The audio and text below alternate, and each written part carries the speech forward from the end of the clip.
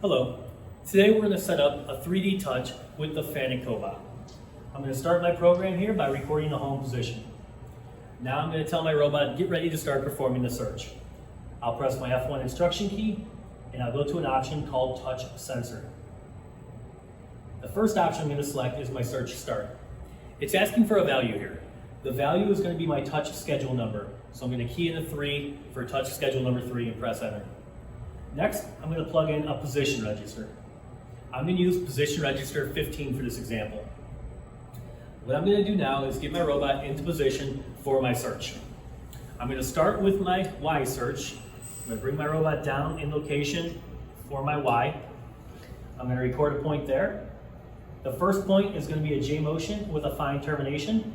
This is getting my robot to that location. The second location is going to be the same point with an L move, a linear move with a fine termination. I'm going to also change that position ID number to match my approach position for my search. Now, I'm going to cursor to the end of my line, my second P2, and I'm going to direct the robot which way to search. I'm going to press F4 choice, and I'm going to select search. In this example here, I'm going to be searching in the Y plus direction, so I'm going to select Y plus. The next point I'm going to record is going to be a point for my robot to move around my part. I'm going to record this point. And what I'm going to do here is record this point as an L motion with a fine termination. This way the robot does not crash into the part when it goes around the corner. I'm going to record another point in a different location here. This is going to be a linear motion with a fine termination. And I'm going to record a second linear motion with a fine termination here, and I'm going to make my position ID numbers match. So in this example here, this is position ID 4. I have two position ID 4s in my program, just like I have position ID 2. The first point is to get there, the second point is to search. First point is to get there, second point is to search. To tell it to search here on line 7, I'm going to press F4 choice, and I'm going to go to search. And I want the robot to search in the X plus direction.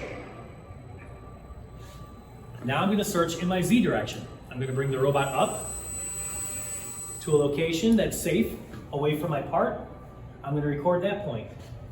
Now I'm going to bring the robot into a position so I can perform my Z direction search. I'm going to record this point as a J motion. I'm going to make it a fine termination. I'm going to record another point in the exact same location as an L motion with a fine termination. I'm going to change the position ID numbers to match so it's the same location as the approach. Again, you need 2 points in the same location, one to get there and one to search from there. Now I'm going to tell the robot to search in my -Z direction. Now a 3D touch requires one search in 3 different directions. We did that with the X, Y, and Z. Now I'm going to tell the robot to stop searching. F1 instruction, go to touch sensor, search end. I'm going to record a point in space for my robot to pull up away from the part so I don't crash into it if I do any type of air movement. I'm going to record that with the F1 key. Now the next motions I'm going to record are going to be my approach, my weld start, my weld end, and my escape point. Those are the points I would like to move with my part. In order for those points to move, I have to give the robot an instruction and tell it to offset those points. To do that, you press F1 instruction, go back to touch sensor, and select touch offset. Now I'm going to use PR15 that I have in my program, and now I'm going to record my points as if I would program my robot. I'm going to bring the robot down to my approach position. I'm going to record that. I'm going to bring the robot to my weld start location. Once I get my robot into position, I'm going to record that with my weld start. I'm going to take the robot to my weld end location. Once I get the robot in position for my weld end, I'm going to record that with my weld end key. Now I'm going to teach an escape point. I'm going to record that with the F1 point key. Now at this point, what I'm doing, I'm going in my F1 instruction, and I'm giving the robot an instruction to stop adjusting the points with my program. So I'm going to select touch offset end, and I'm going to record one final point to send the robot back home. I'm going to change my position ID number back to 1 to send the robot back home. And now I'm going to execute my program from line 1.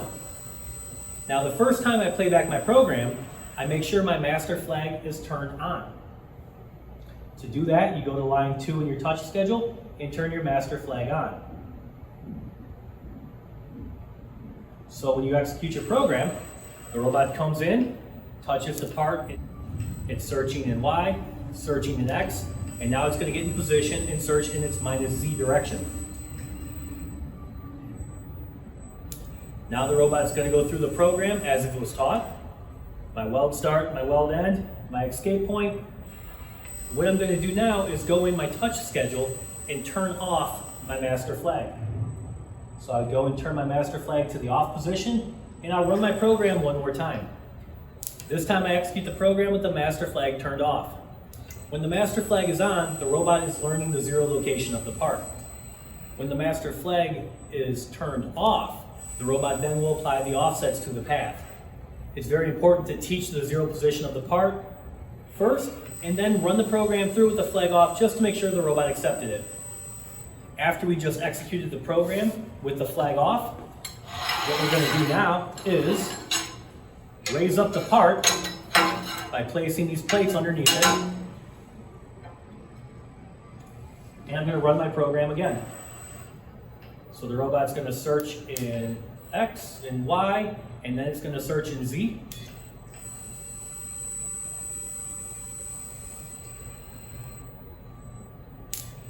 And now the offset will be applied, and the robot will go right down the joint as it was taught. And that is how you do a 3D touch with a Fanuc Cobot.